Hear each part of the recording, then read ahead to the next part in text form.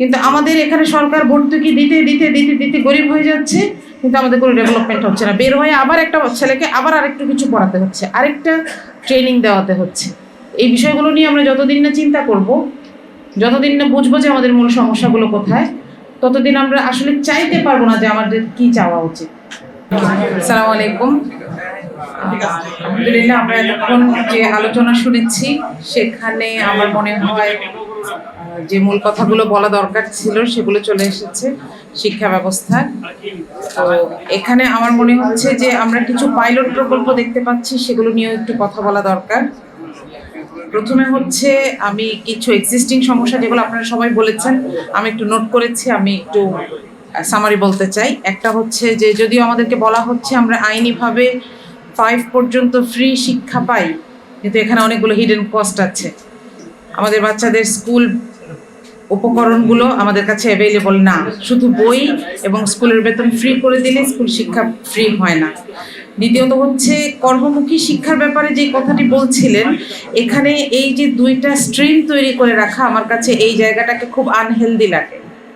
কারণ আমরা জেনে বড় হই যে ওরা ভোকেশনাল, আমরা মেইন স্ট্রিম, এবং যারা ভোকেশনাল তাদেরও একটা প্রেরণা থাকে যে আমি মেইন স্ট্রিমে উঠবো।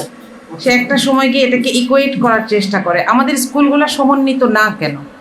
এসএসসির পাশ করার সময় আমাদের প্রত্যেকটা বাচ্চা একটা করে বৃত্তিমূলক শিক্ষা পেতে পারবে না, পারা সম্ভব না? তাহলে এইটাকে আমরা সমন্বিত করে দিচ্ছি না কেন? একটা স্কুল, একটা ভোকেশনাল স্কুল একসাথে কাজ করবে এবং প্রত্যেকটা বাচ্চাই একটা করে বৃত্তিমূলক, অন্তত একটা করে বৃত্তিমূলক শিক্ষা পাবে এবং মেইন স্ট্রিম শিক্ষাতেও শিক্ষিত হবে। এটা করা ছাড়া আসলে আমরা ভোকেশনালকে মেইন স্ট্রিমে আনতে পারছি না, আর মেইন স্ট্রিম ওই যে মাস্টার্স পাশের পরে আবার ওখানে গিয়ে অ্যাপ্লাই করছে। এই জায়গাগুলোর গ্যাপগুলো দূর করা দরকার। আর নিয়োগের ব্যাপারে কথা বলেছেন, রিসার্চের ব্যাপারে কথা এসেছে, ইথিক্সের ব্যাপারে কথা এসেছে। এখানে আর আমি নতুন করে অ্যাড করব না। আমি কয়েকটি চলমান প্রকল্প নিয়ে একটু কথা বলতে চাই। প্রথমটা হচ্ছে মিড ডে মিল নিয়ে একটি আলাপ হচ্ছে এবং বাজেটে এটি আসতে যাচ্ছে, যার কিছু প্রায় পাইলট প্রকল্প আমরা দেখেছি। যমুনা টেলিভিশনের একটি নিউজের রেফারেন্স দিয়ে বলছি, সপ্তাহে 17 কোটি টাকা লুট হচ্ছে শুধু মিড ডে মিল প্রকল্পে। মানোত্তীর্ণ জিনিস দেওয়া হচ্ছে, নষ্ট ডিম খেয়ে বাচ্চারা অসুস্থ হয়েছে, এমন কলা সাপ্লাই করা হয়েছে যেটা খাওয়া যায় না। আমি এটার সাথে আরেকটা জিনিসকে অ্যাড করতে চাই। দেখেন, লোকাল মার্কেট থেকে কিনে ডিম কলা দিলে যেখানে 17 কোটি টাকা লুটপাটের সুযোগ তৈরি হয়, তাহলে শিক্ষকদের হাতে একটি করে ট্যাব, এটার পেছনে কত বেশি লুটপাট লুকিয়ে আছে? আপনারা কি এই প্রজেক্টটাকে সমর্থন করেন? আমাদের কি আসলে শিক্ষকদের প্রত্যেকের একটি করে ট্যাব দরকার, নাকি আমাদের শিক্ষা উপকরণ দরকার, শিক্ষার পরিবেশ দরকার, আমাদের বিল্ডিংগুলো ঠিকঠাক হওয়া দরকার? নতুন করে একটি করে বিল্ডিং দেওয়ার কথা বলা হয়েছে। আমাদের পুরনো বিল্ডিংগুলো কি ফাংশনিং? কোনো মেইনটেনেন্স আছে?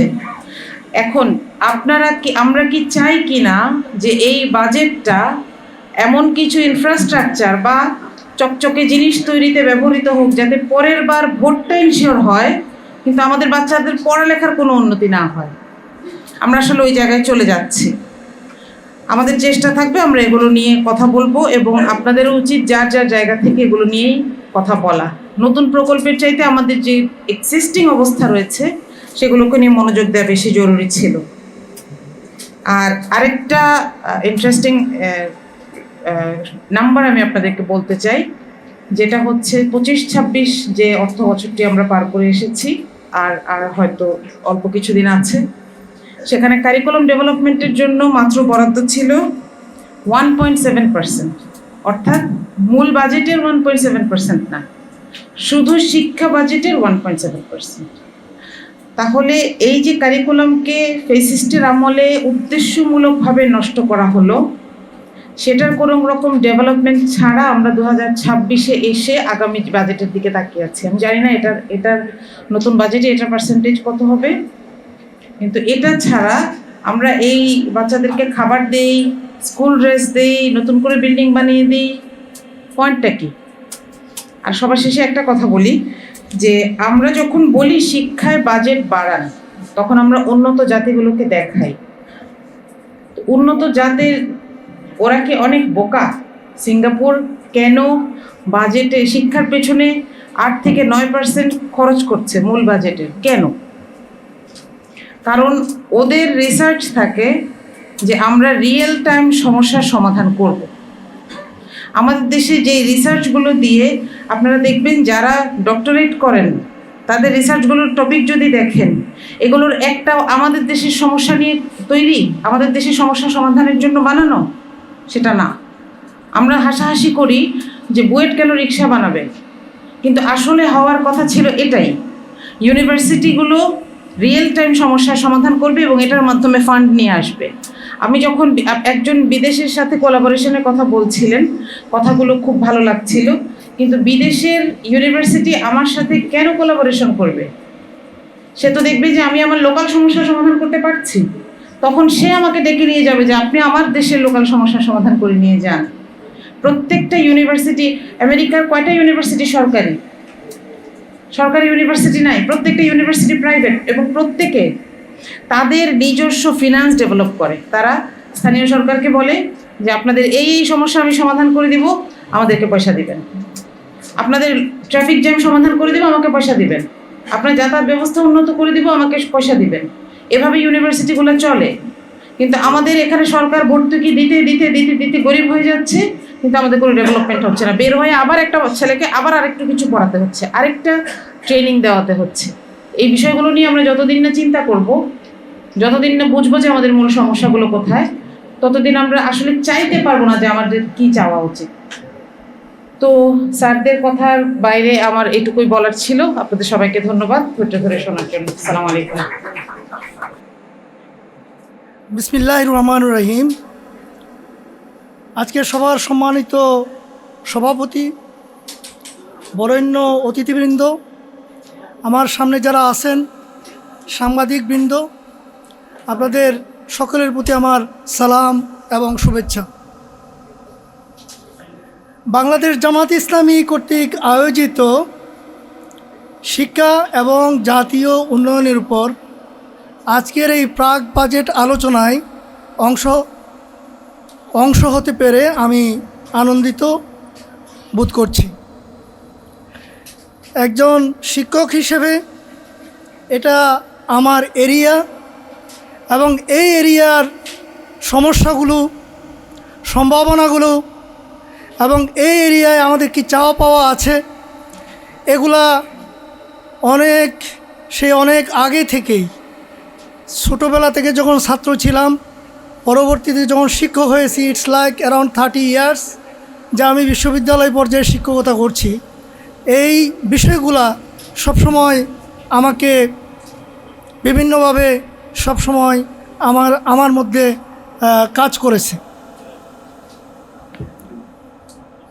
সবসময় দেশের মানুষের মতো, আপনাদের মতো, সকলের মতো আমরা চেয়েছি, আমার দেশে আশা করেছি আমাদের দেশে এমন একটা শিক্ষা ব্যবস্থা চালু হবে এবং শিক্ষা ব্যবস্থাটা এমন একটা পর্যায়ে উপনীত হবে যাতে শিক্ষার যে লক্ষ্য, উদ্দেশ্য, সেটা যাতে পূর্ণ হয়।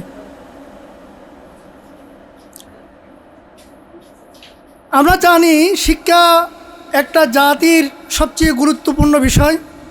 একটা জাতিকে তৈরি করে, শিক্ষায় জাতিকে তৈরি করে, জাতির প্রয়োজনগুলো পূরণের জন্য দক্ষ ব্যক্তি, জাতির বিভিন্ন পর্যায়ে দায়িত্ব পালনের জন্য। কিন্তু সেই সাথে শিক্ষা মানুষকে একজন প্রকৃত মানুষ রূপে গড়ে তোলে। শিক্ষায় যখন এই দুটোর সমন্বয় না হয়, যে দক্ষ লোক তৈরি হলো কিন্তু ভালো মানুষ তৈরি হলো না, সেই ক্ষেত্রে কী ধরনের সমস্যা সৃষ্টি হতে পারে, এগুলা বাংলাদেশে গত অর্ধ শতক ধরে আমরা বারবার দেখেছি। আমরা দেখেছি যে আমাদের যারা দেশ পরিচালনার দায়িত্বে আসছে, যারা বিভিন্ন দায়িত্ব পালন করছে, তারা সঠিকভাবে দেশের মানুষকে সেবাটা দিতে পারছে না। হয়তো তাদের সেই আগ্রহের অভাব অথবা দক্ষতার অভাব। এই প্রেক্ষাপটে জুলাই পরবর্তী একটা নির্বাচিত সরকার যখন ক্ষমতায় এসেছে, একটা বাজেট দেবে তখন বাংলাদেশ জামাতে ইসলামী এই সংলাপের যে আয়োজন করে, যে প্রাক বাজেট সংলাপের আয়োজন করে সরকারের কাছে মানুষের চাওয়া পাওয়াগুলা, শিক্ষাক্ষেত্রে মানুষের চিন্তাগুলা তুলে ধরার এই যে উদ্যোগটা নিয়েছে, এটা সত্যি বিশেষভাবে ধন্যবাদ আরহ। শিক্ষাক্ষেত্রে আমাদের কী ধরনের সমস্যাগুলো আছে এগুলো নিয়ে বিস্তারিত আলোচনা হবে। আমাদের সামনে যারা অডিয়েন্সরা আসছেন, এখানেও অনেক বিজ্ঞ ব্যক্তিরা আছেন, তারা এগুলো নিয়ে আলোচনা করবেন এবং আমাদের যিনি কিউনোট স্পিকার উনি এগুলো নিয়ে একটা বিস্তারিত চিত্র আপনাদের সামনে তুলে ধরবেন। আমি ব্যক্তিগতভাবে অল্প কয়েকটি বিষয় আপনাদের সামনে আনতে চাই, যাতে এগুলোর প্রতি সকলের দৃষ্টি আকৃষ্ট হয়। আমি প্রথমে বিশ্ববিদ্যালয়ের দিকে দৃষ্টি আকৃষ্ট করতে চাই, যেটা আমার বর্তমান কর্মক্ষেত্র। বিশ্ববিদ্যালয় হচ্ছে বাংলাদেশের যে উচ্চ পর্যায়ের দক্ষতা সম্পন্ন ব্যক্তিগুলোই বিশ্ববিদ্যালয় তৈরি হয়। কিন্তু একটা বিশ্ববিদ্যালয়ের ক্ষেত্রে সবচেয়ে গুরুত্বপূর্ণ বিষয় শুধু দক্ষ জনশক্তি তৈরি করা নয়।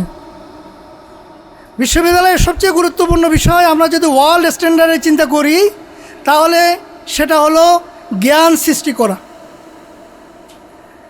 Creation of knowledge.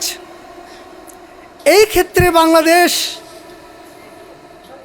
ওয়ার্ল্ড স্ট্যান্ডার্ডে অনেক পিছিয়ে আসে। আমাদের সেদিকে মনোযোগ দেওয়ার সময় এসেছে। আমাদের যেটুকু পড়াশোনা আছে, আমাদের ছেলেমেয়েরা এখান থেকে পাশ করে ওয়ার্ল্ডের বিভিন্ন দেশে গিয়ে ওখানে তারা গবেষণা করে, তারা ওখানে খুব ভালো কৃতিত্বের স্বাক্ষর রাখে। ফলাফলটা কি দাঁড়াচ্ছে? ফলাফলটা দাঁড়াচ্ছে এই যে